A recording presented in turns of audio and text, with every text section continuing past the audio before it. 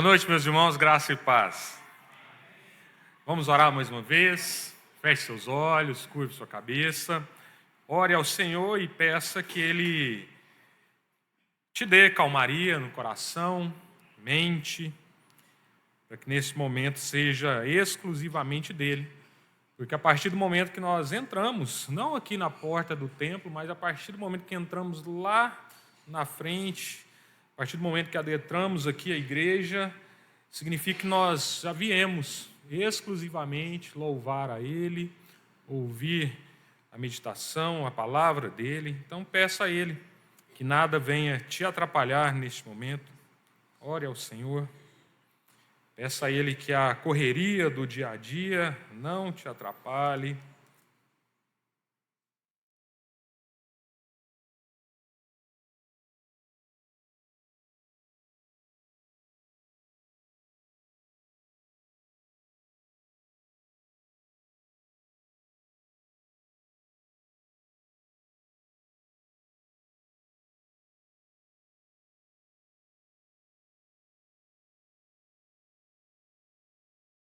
Senhor Deus e Pai, nós agradecemos ao Senhor por mais esse dia na casa do Senhor. Já cantamos louvores ao Senhor. Espero que o Senhor tenha recebido a nossa adoração, Pai. Agora nós viemos aqui neste momento, estamos aqui neste momento para ouvir a palavra do Senhor lida, que o Senhor ajude-nos a colocá-la em prática, que ela encontre uma morada em nosso ser num todo, Deus, para que saiamos daqui diferentes, mudados, modificados pelo Teu Santo Espírito e pelo Senhor, Deus. Nós oramos ao Senhor, agradecidos, em nome de Jesus. Amém. Abram cada um a sua Bíblia no livro de Provérbios, capítulo 6. Eu não sou muito bom de memória, mas creio que eu já tenha feito uma meditação com os irmãos nesse texto em que nós leremos aqui neste momento. Provérbios, capítulo 6, versos 6 a 11.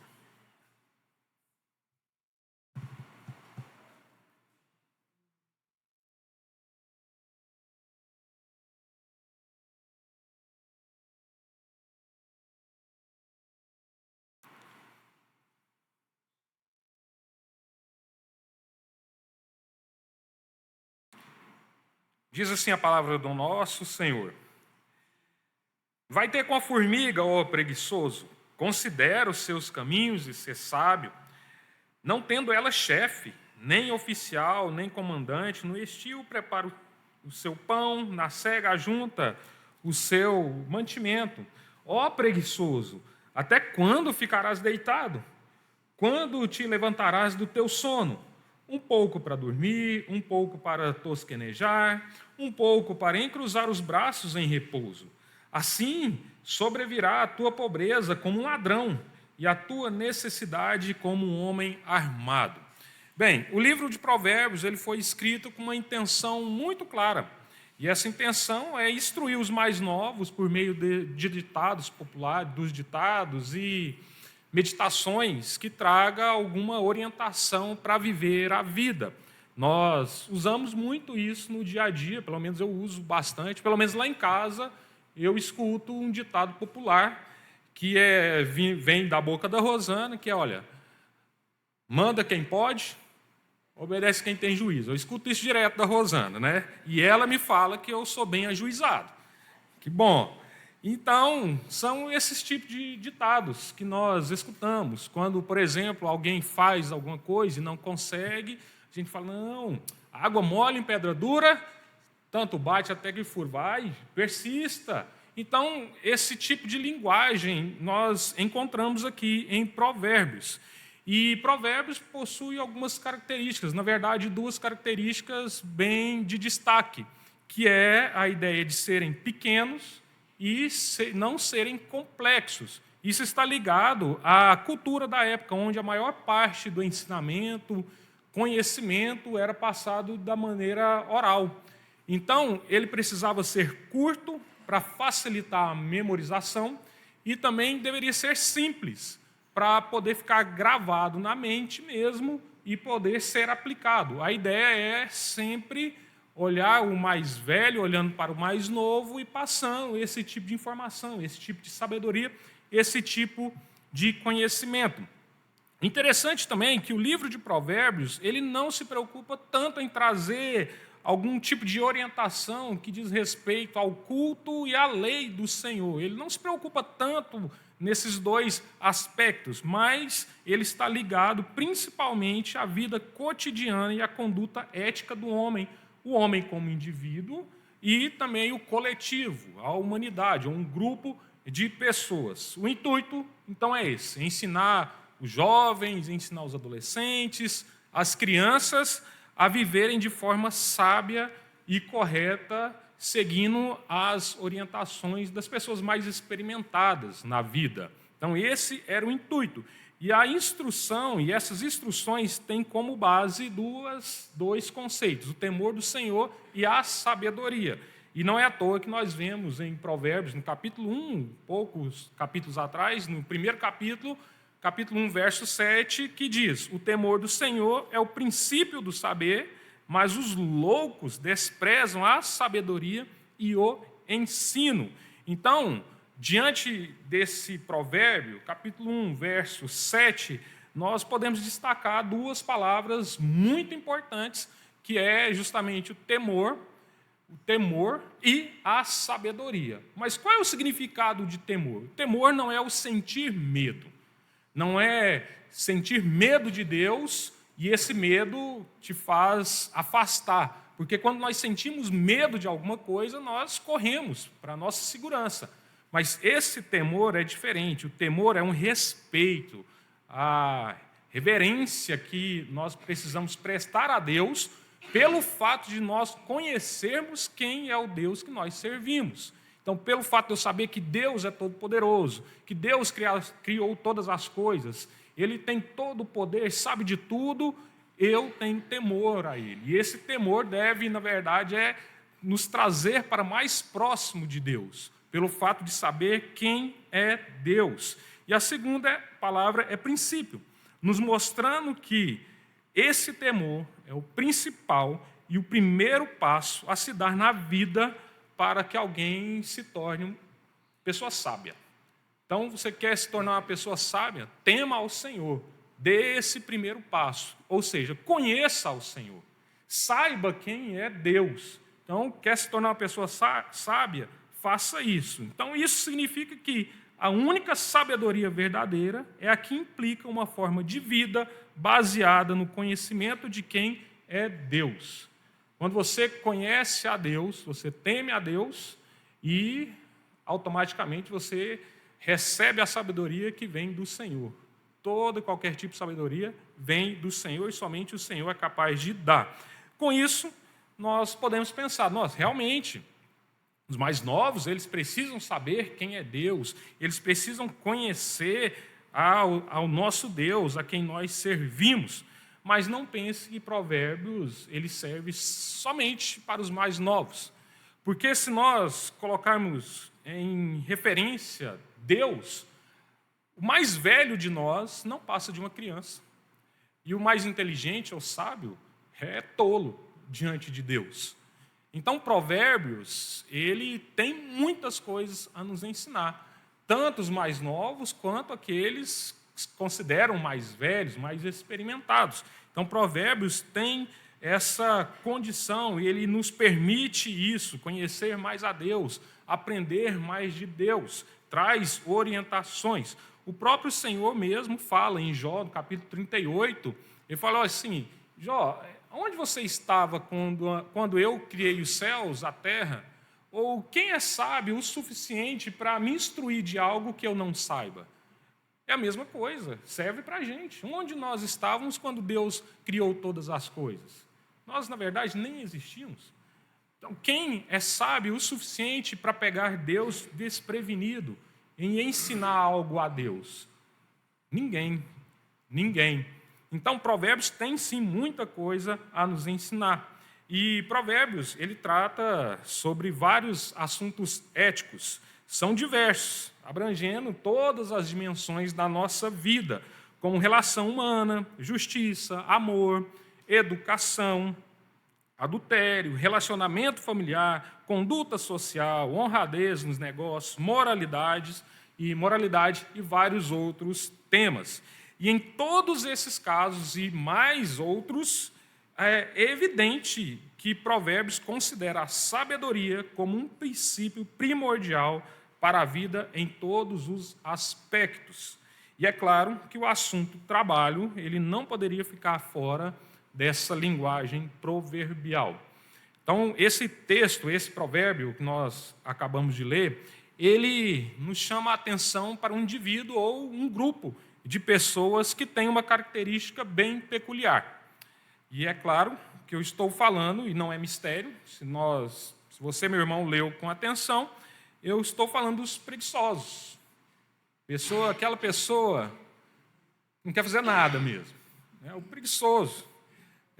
Provérbios 6, de 6 a 11, quer instruir, quer chamar a atenção desse homem ou desse grupo de pessoas para se levantar e agir. E a primeira ação é ir às compras. Sair e comprar alguns itens que esse preguiçoso vai dar um start na vida dele.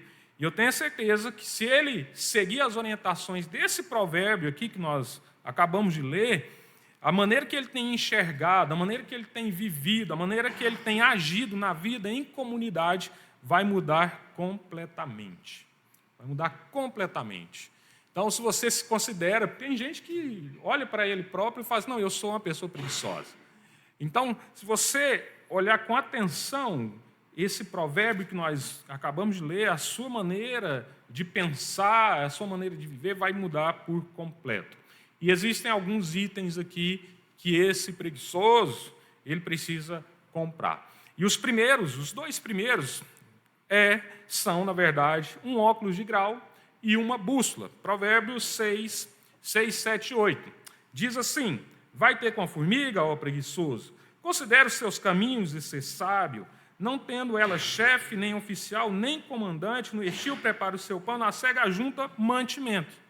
Então, o alvo aqui das atenções desses primeiros 3 versículos é óbvio que não é a formiga que simboliza um trabalhador. A formiga, ela é símbolo de perseverança mesmo, que você for lá passar o dedinho no caminho que ela tem percorrido, ela vai achar um outro trajeto e vai seguir o seu planejamento, porque é completamente natural servir, é completamente natural trabalhar. Isso é normal, todos arregaçarem as mangas e irem ao serviço. Agora, o que não é natural ou antinatural é não fazer nada. E esses que não fazem nada só pensam em se fartar com um banquete oferecido por aqueles que fazem tudo. Por aqueles que fazem tudo, estão suando, estão ralando, estão trabalhando. O provérbio ele se utiliza desse inseto minúsculo para trazer uma lição de vida enorme ao preguiçoso. A formiga é exemplo de trabalho e é extremamente trabalhadora e sabe o que é coletividade. Ela sabe o que é coletividade. O trabalho que a formiga cortadeira, que é o estilo de formiga, que é tratado aqui no texto, o trabalho que ela exerce não é em prol simplesmente dela própria. Alguém já viu um formigueiro composto de simplesmente uma formiga? Creio que não. Alguém já viu um triê de formiga com apenas uma formiga? Creio que não. Então, ela sabe o que é coletividade. Então, o trabalho que ela faz é em prol de todo o formigueiro. E o que chama atenção é o fato que, mesmo sem ter alguém vigiando, mesmo ela sem algum chefe ou sem alguém supervisionando seu trabalho, cada uma continua fazendo bem feito a sua parte. Cada uma faz sem mesmo ter algum chefe, ter alguém olhando, mandando, apontando o dedo, falando faça isso, faça aquilo. Ela entende que existe algo a ser feito, ela entende que ela foi chamada para fazer determinado tipo de coisa e ela entende que ela mesma precisa fazer. E ninguém precisa ficar olhando, ninguém precisa ficar empurrando. Ela entende que aquele trabalho que ela foi posto a ela fazer, ela precisa fazer. Então, com os óculos, o preguiçoso será capaz de olhar atentamente para os que têm disposição. E não é simplesmente olhar, olha como o irmão tem disposição, olha só que maravilha, a disposição daquele irmão é maravilhoso, mas é para olhar com atenção e aprender com aquele irmão. É para olhar e se inspirar naquele irmão, no trabalho que aquele irmão tem exercido. É para usar a bússola e sair desse caminho de perdição que a preguiça levou ele. É para ele saber se conduzir. Olhe, observe e saia deste caminho. Ele deve mudar a maneira que tem enxergado e caminhado a vida em comunidade, em congregação.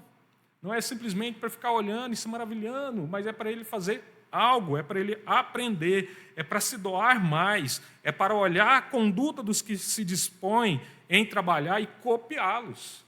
É algo bom, é exemplo. Alguém no culto dos homens, a Joelber, pegou e falou para Donaldo, olha, você é um exemplo, é para fazer isso. É para fazer isso, é olhar e buscar alguém e falar assim, nossa, eu quero ser igual a determinada pessoa. Ele é um exemplo de cristão. É esse o intuito. Então, meus irmãos, com os óculos, esse preguiçoso será capaz de olhar mais atentamente, com a bússola ele vai conseguir sair desse caminho.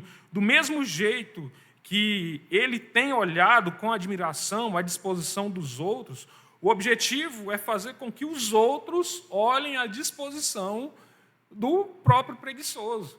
Opa, peraí, o fulano se levantou e ele fez algo, isso é muito bom, olha só, estou admirado. Então, a ideia é essa. E não é para ele ser mais olhado com aquele olhar das pessoas como figurinha carimbada. Não é mais para as pessoas olharem por causa da preguiça que ele tem, mas por contribuir com o bom andamento e crescimento desse formigueiro que se chama igreja. É para as pessoas olharem e falar assim, o fulano está ajudando, nem acredito, Deus faz milagre mesmo, né? Tem gente que fala assim, o quê? O fulano? Não, está lá, está ajudando. Nossa, glória a Deus. E não é para ser piada, não, é para ser verdade. É para a gente se espantar mesmo, porque Deus é capaz de fazer esse tipo de mudança. Então, que fique atento e compre um óculos de grau e uma bússola e observe os trabalhadores e aprenda com eles. Não se perca no caminho da preguiça, saia dele. Você é capaz, você consegue. Esses são os dois primeiros itens. Os outros itens, um outro item é um relógio despertador. Verso 9 e 10 diz o seguinte, ó preguiçoso, até quando ficarás deitado?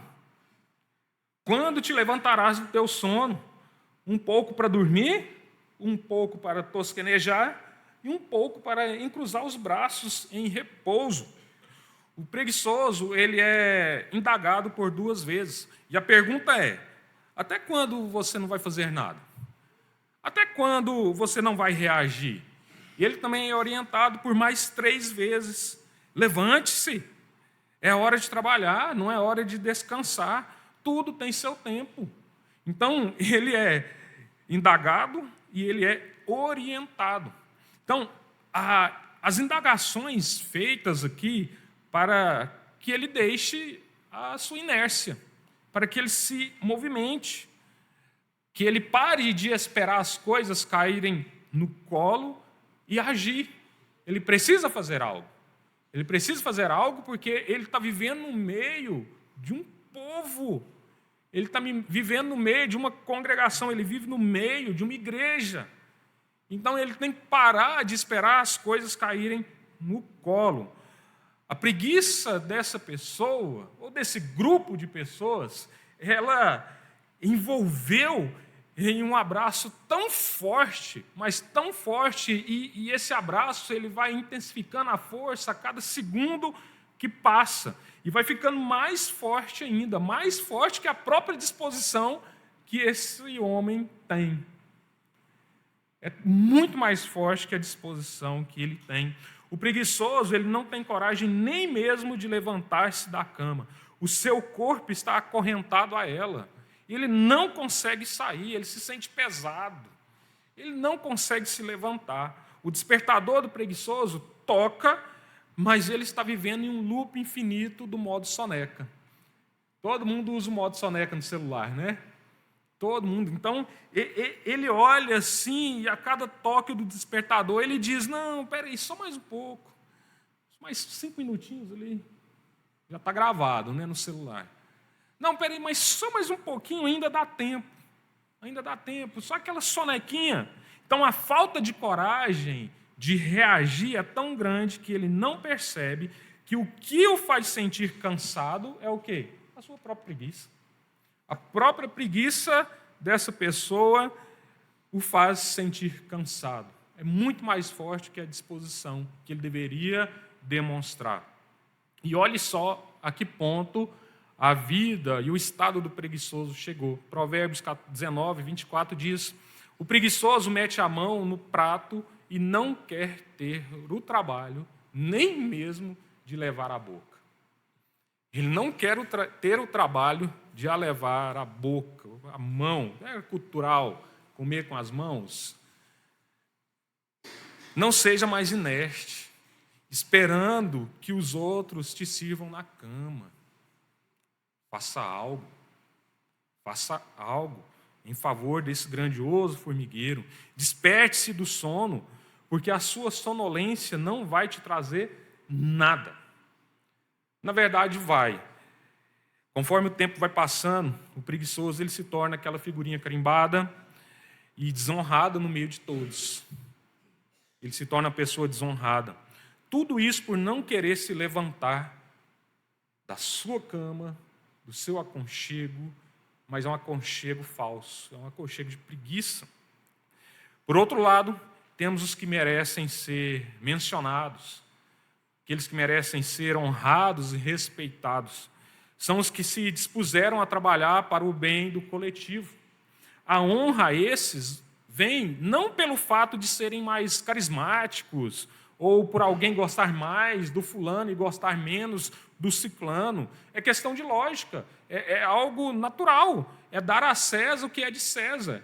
A palavra do Senhor mesmo fala, olha, se for honra, honra, se for respeito, respeito. Então, para que o preguiçoso não perca mais a oportunidade de ser honrado no meio de todos, ele precisa comprar esse relógio despertador e colocar para tocar, mas quando ele tocar, ele não pode usar o modo soneca. Então, compre um relógio despertador antigo, aquele com as 2 bolinhas de ferro, que aí você tem que meter a mão nele e pronto. Se quiser colocar aí para despertar de novo, tem que girar. Mas aí já despertou do sono. E ele precisa sair da cama. Ele precisa ser uma pessoa não mais parada, esperando as coisas e virem e acontecerem, esperando as pessoas fazerem no lugar dele. Eu tenho estratégia. E quando eu preciso acordar fora de determinado horário, porque o relógio biológico da gente nos faz acordar mesmo sem o despertador. O que eu faço? Nossa, amanhã eu preciso acordar em determinado horário e não é o rotineiro. Eu coloco o celular para despertar o mais longe possível de mim. Por quê? E com a pior música, o pior toque que existe. E alto. Porque quando ele tocar, o que eu vou precisar fazer? Eu vou ter que me levantar. Vou lá e desligar ele, porque senão ele vai ficar tocando, e mesmo eu tendo a intenção, nossa, eu queria tanto ficar aqui, mas aquele toque enjoado não me deixa dormir. Então, peraí, eu preciso levantar. Faça isso, faça esse exercício. Não coloca o modo soneca, não. Saia dessa cama, não deixe a preguiça te abraçar, se movimente, faça algo em prol do coletivo. Esse é o segundo item. Terceiro item, compre um sistema de segurança. Isso é muito importante. Deixe eu contextualizar aqui para os irmãos. Nos tempos bíblicos, os cereais eram guardados em celeiros, e esses celeiros eram naturalmente primitivos, e, consequentemente, poderia aparecer um ladrão ou outro e roubar, né, a produção. Atualmente, o produtor, um homem prevenido, ele compra, instala câmeras, sistema de alarme e tudo mais, Mas mesmo assim, vez ou outra, ele é surpreendido pela visita de um ladrão. Se com um trabalhador, pense comigo, se com um trabalhador prevenido, que investiu em um sistema de segurança, isso acontece, será que não vai acontecer com um preguiçoso que não faz nada? É lógico que vai acontecer. É lógico que vai acontecer. E é por isso que ele precisa mudar de atitude. E essa mudança de atitude, ele é tão parado que, mesmo sendo em favor dele próprio, ele não faz nada. Ele não faz nada. Verso 11 diz: assim sobrevirá a tua pobreza como um ladrão, e a tua necessidade como um homem armado. A preguiça dele, então, é como um ladrão armado atacando o seu celeiro e roubando grandes porções de tudo que ele tem de mais precioso. E ele não é capaz de fazer nada. Ele não quis prevenir, e mesmo que o ladrão chegue, ele não está disposto a fazer nada. Ele prefere perder. Ele prefere perder tudo que ele possui, aquilo que ele tem de mais valor, ele prefere perder do que se movimentar e agir. Ele sabe que existe um problema a ser resolvido, mas qual a reação diante dos problemas? Nenhuma. Nenhuma. Esse homem está atrofiando. Esse homem está atrofiando. Ele não quer remediar ou tratar o problema. Ele está perdendo tudo aos poucos. Aos poucos. E a causa da sua miséria iminente é a sua preguiça personificada na figura do ladrão. Por isso que a culpa de sua pobreza e necessidade é totalmente dele. Totalmente dele. A culpa não é de ninguém.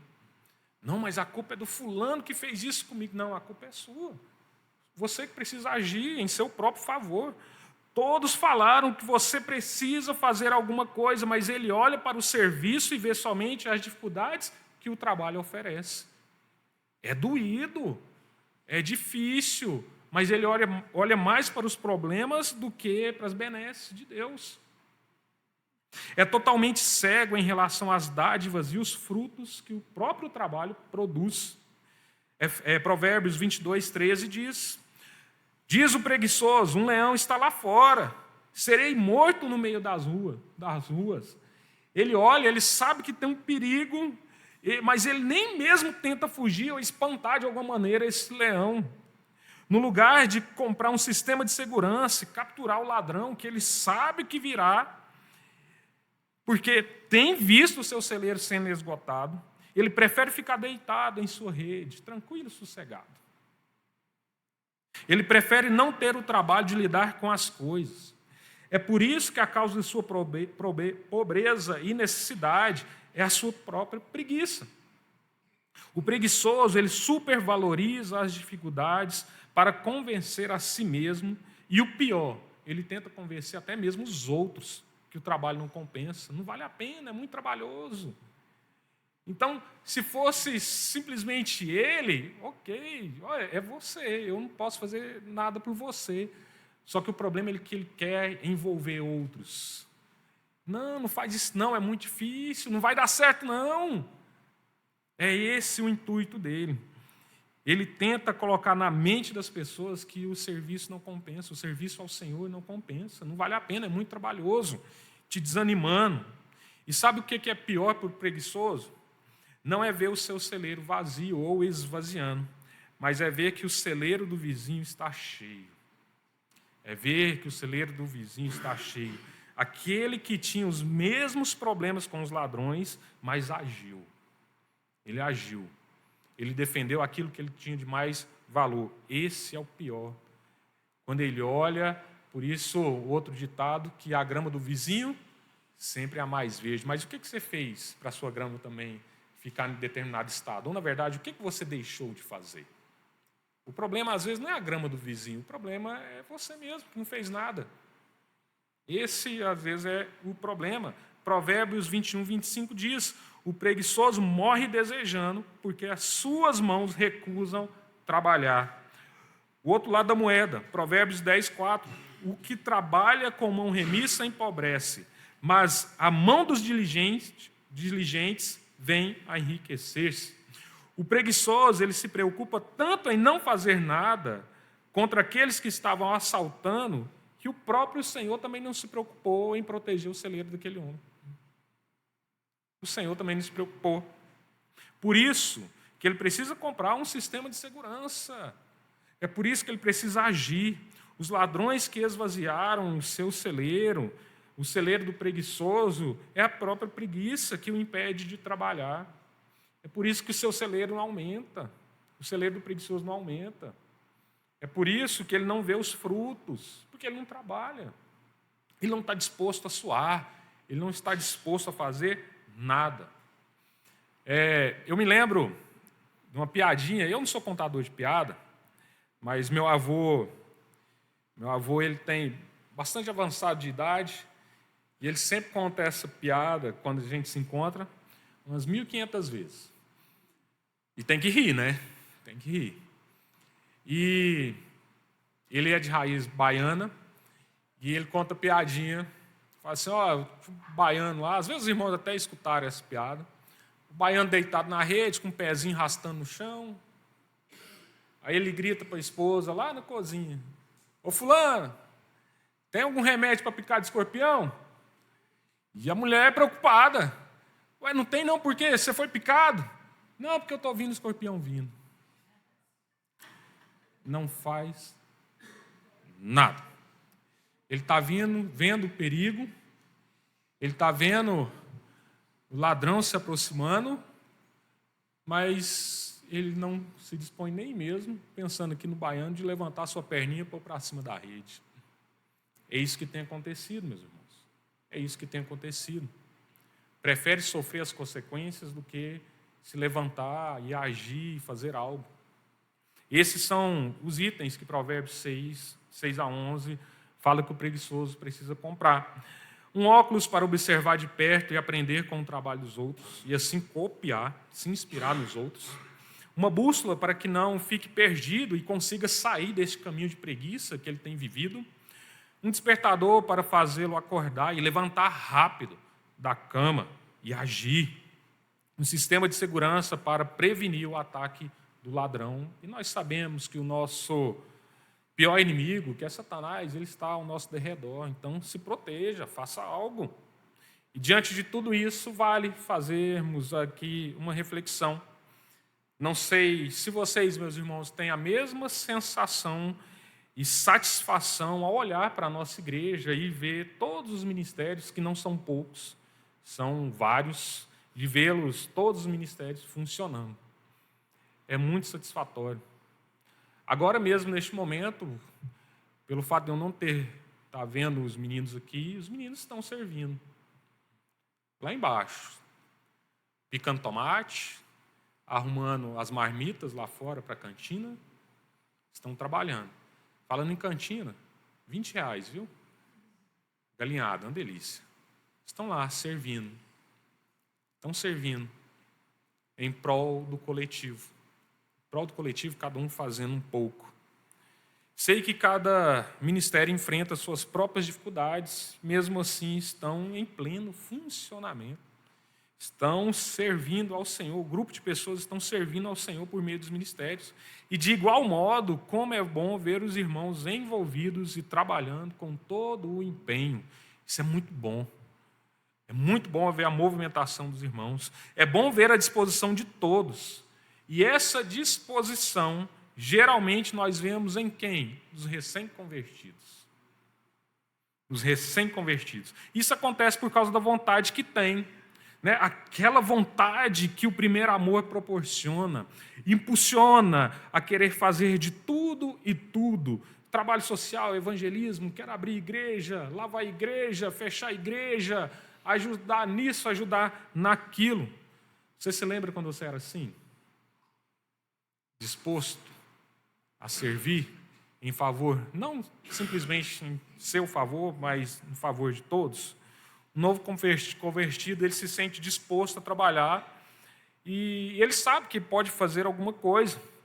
Afinal, a graça de Jesus Cristo alcançou ele né? Ele acabou de entregar a vida e aceitar a Cristo como seu único e suficiente Senhor e Salvador. Ele foi batizado e todos viram e ouviram quando ele confessou os seus pecados, quando ele diz, eu creio em Jesus.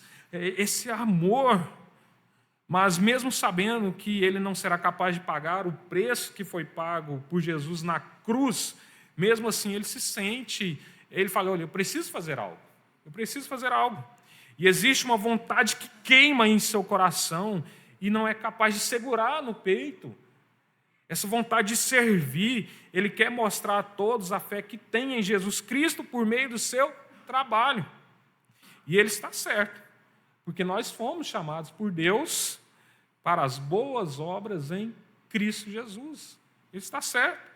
Mas, infelizmente, esse calor no peito parece se esfriar conforme o tempo vai passando.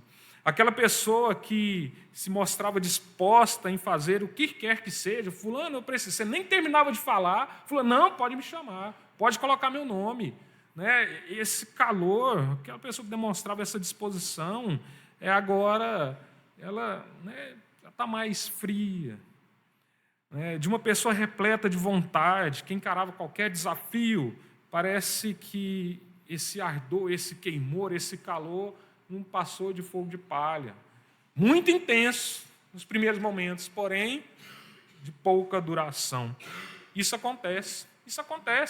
E eu tenho aqui algumas prováveis possibilidades. Primeiro, cansaço físico, por causa de determinada doença, por causa do trabalho secular, cansaço mental, e às vezes é pior do que o próprio cansaço físico, problemas pessoais, seja no relacionamento, problemas financeiros, esgotamento de criatividade. Olha, não estou desenvolvendo, eu até quero, mas eu não estou vendo acontecer, não estou vendo seguir, não estou vendo isso sendo desenvolvido.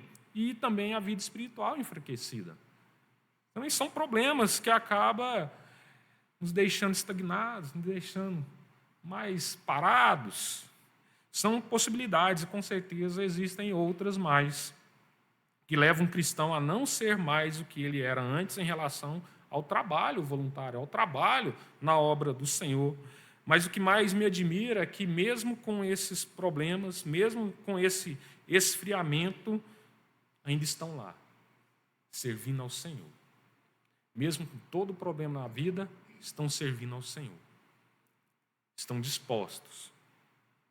Mesmo aos trancos e barrancos, estão lá, servindo, ajudando em algum ministério, contribuindo de alguma maneira com a edificação da igreja.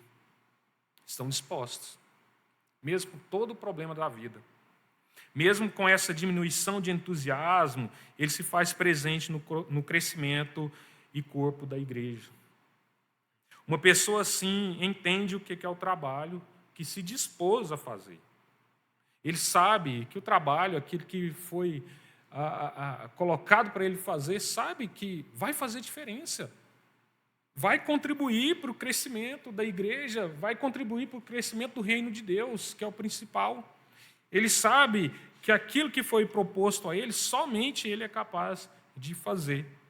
Alguém assim, de forma consciente ou não, está aplicando o que vemos em Tiago capítulo 2, que diz, mostra-me essa tua fé sem obras. Há toda uma discussão e um contexto aí, mostra-me essa tua fé sem obras e eu, com as obras, te mostrarei a minha fé. Não é que Tiago aqui, quando ele faz a correlação fé e obras, não quer dizer que, olha, a gente precisa fazer algo para ser salvo. Porque esse tipo de pensamento já foi refutado por Paulo em Efésios capítulo 2, versos 8 e 9. Pela graça sois salvos, mediante a fé, isso não vem de vós, é dom de Deus, não de obras, para que ninguém se glorie. O que Tiago está dizendo aqui, a essência do que está escrito em Tiago é a seguinte: por meio do meu trabalho, eu sou capaz de mostrar o tamanho da fé que eu tenho em Jesus Cristo. Porque eu faço boas obras porque eu sou uma pessoa salva. Eu não faço as obras para ser salvo. É o contrário. É o contrário. E Paulo, para mostrar a importância que temos no trabalho para o Senhor, ele diz, sejam gregos, judeus, escravos ou livres. Ele usa essa metáfora do corpo humano em 1 Coríntios, Ele fala que todos nós fomos batizados em um só Espírito, fazemos parte de um só corpo, o corpo de Cristo, e possuímos um só Deus. Assim como o corpo possui vários membros e cada um desempenha um papel em favor de todo o corpo, nós, como congregação, como igreja, somos indivíduos abençoados por Deus com habilidades diferentes em favor do outro. Eu não uso a minha habilidade simplesmente para me abençoar, mas para abençoar o outro. É essa a ideia de servir à igreja. Ou seja, todos nós podemos e devemos colocar as mãos no arado e trabalhar para o Senhor na edificação da igreja e, consequentemente, para o crescimento do reino de Deus. Sabendo disso, o que nós precisamos fazer? Deixar a preguiça de lado. Deixe a preguiça de lado, arregace as mangas e se disponha a trabalhar em ajudar. Faça algo. Sabendo disso também, o que nós temos feito em favor do bom andamento e desenvolvimento da igreja, principalmente para o bom desenvolvimento e crescimento do reino de Deus. O que nós temos feito? Tem em mente Colossenses capítulo 3, versos 23 e 24, que diz: tudo quando fizerdes, fazei de todo o coração como para o Senhor e não para homens, cientes que recebereis do Senhor a recompensa da herança, a Cristo Senhor é que estáis servindo. Mesmo que o beneficiário do nosso serviço voluntário na igreja sejam os homens, mas nós temos que ter em mente que é Deus que nos chamou para servi-lo, e é Deus a quem nós chamamos de Senhor, que nós chamamos de patrão, é o nosso Deus. O grande problema no que diz respeito a esse desenvolvimento comunitário da igreja não é aquele que está desanimado ou cansado. Esses, graças a Deus, mesmo assim estão trabalhando firmes e fortes. O problema real é os que nunca calejaram as mãos, que nunca puseram a mão em nada, nunca fizeram nada. Esses que agem assim, nós podemos, da mesma maneira que o texto bíblico faz a referência da formiga, eu sou ousado em dizer que esses são sanguessugas da igreja. Não fazem nada. Sanguessugas da igreja. O sanguessuga é o verdadeiro problema. Sabe por quê? Porque eles são preguiçosos. Mesmo assim, desfrutam de tudo que a igreja, a sua presa, tem a oferecer. Enquanto uns estão trabalhando intensamente em favor do corpo, em favor da igreja, e com todo o empenho, os sanguessugas são beneficiados com o suor que escorre do rosto dos trabalhadores. Estão na sombra, tomando água fresca, enquanto o trabalhador está no sol, suando. Você não vê, mas eles estão ali. Você não sente, mas estão te drenando. E muitas vezes, além de não ajudar, critica quem faz algo. Isso para mim, é uma pior atitude que tem daquela pessoa que não faz nada e só tem críticas a dizer. Não dá um parabéns. Mesmo que não foi perfeito, porque perfeito nós também não somos. Nós, como pessoas imperfeitas, nosso serviço também não será perfeito. Mas, olha, parabéns, meu irmão. Olha, valeu, foi muito bom. Foi muito bom. Pelo contrário, fala, nossa, poderia ser melhor. Nossa, mas não teve isso. Não, mas é só isso. O que é isso? Não. Ah, não, eu não vou, não. Está vendo que esse tipo de fala contamina as pessoas que estão ao seu redor? E, geralmente, os preguiçosos são esse tipo de pessoa que fala essas coisas. Quero concluir, meus irmãos, com uma mensagem para esses dois grupos. Eu gostaria que você fechasse seu olho agora. Feche seus olhos. Que após essa mensagem para esses dois grupos, eu vou orar com os irmãos. Primeiro grupo, o grupo dos trabalhadores. E minha mensagem é a seguinte: continue contribuindo com a edificação da igreja por meio do seu trabalho voluntário. Saiba que tudo o que você faz aqui dentro, o alvo final não são os homens, e sim Deus. Deus sabe tudo o que você tem feito, toda a dificuldade que você tem passado na vida e também no ministério. Mas continue assim, porque Ele te honrará e manterá o seu celeiro seguro. Ele continuará te abençoando. Ele continuará te dando disposição. Ele continuará com você. Da mesma maneira que Ele falou com homens usados por Ele, Ele será com você em todo o tempo. Nos momentos bons e também nos momentos ruins, momentos de aflição. Nos momentos de alegria e nos momentos também de tristeza. E quando você se dispõe, mesmo aos trancos e barrancos, mesmo com toda essa dificuldade, quando você se dispõe a continuar servindo ao Senhor, você se torna um exemplo para os mais novos, um exemplo para aqueles que estão parados. E para o segundo grupo, o grupo dos preguiçosos, a minha mensagem para vocês é a seguinte: vocês são a minoria. Vocês são a minoria. Observem, aprendam, despertem da sua preguiça e se inspirem nos que têm suado a camisa, para que você fique sentadinho aí no banco, sem fazer nada. Saiba também que o seu fazer nada te custará muito caro. A sua oportunidade de contribuir passará. Porque, com toda certeza, a obra do Senhor, a igreja do Senhor, ela não vai parar por causa de você. Deus vai levantar outras pessoas, como tem feito sempre. Porque a igreja do Senhor é maior do que todos nós.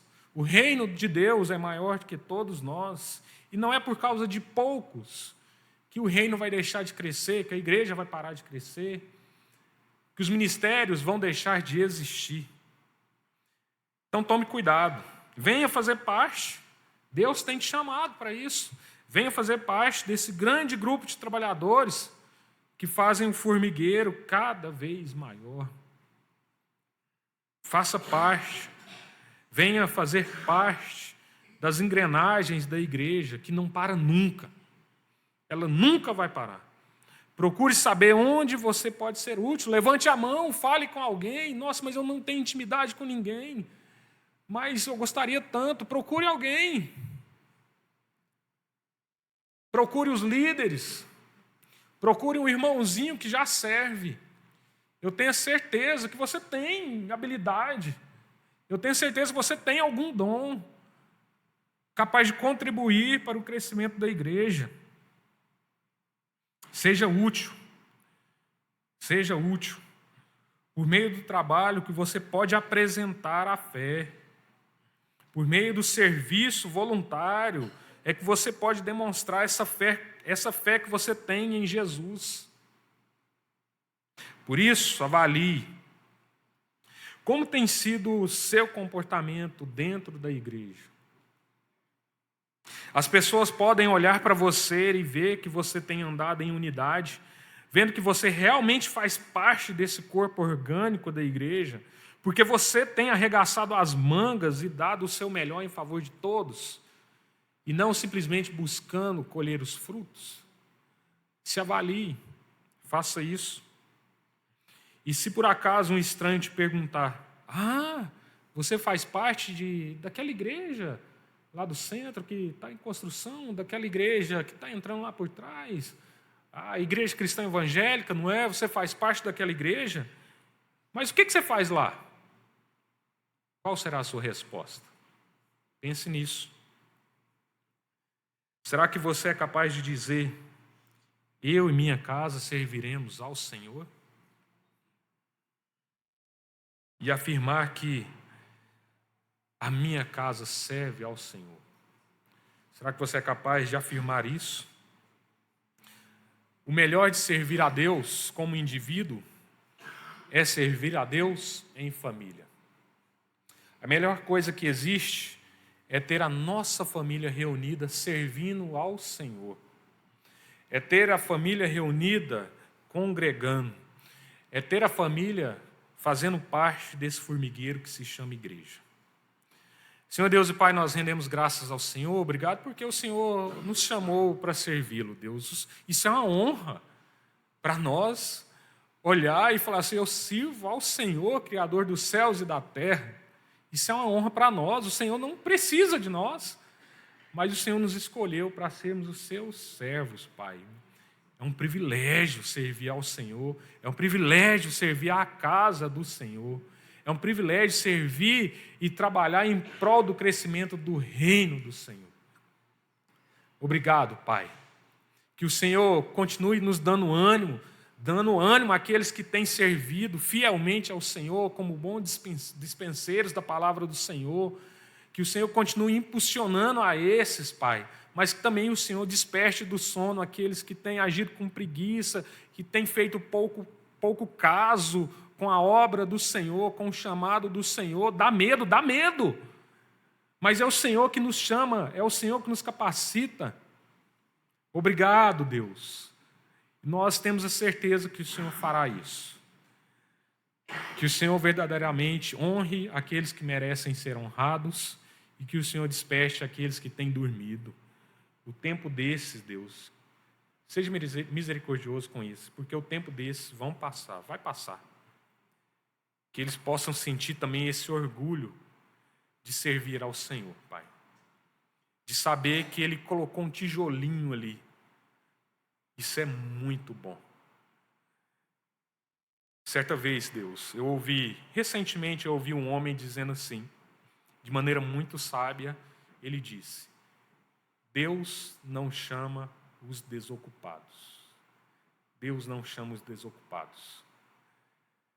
E nós queremos nos ocupar em favor do Senhor, em favor da obra do Senhor, Deus. Que a minha vida secular, que a vida dos meus irmãos, a vida secular, não atrapalhe eles servirem ao Senhor. Que nós sejamos formigas trabalhando em prol do coletivo. Que a minha família, Deus, sirva ao Senhor. Que a minha família sirva ao Senhor.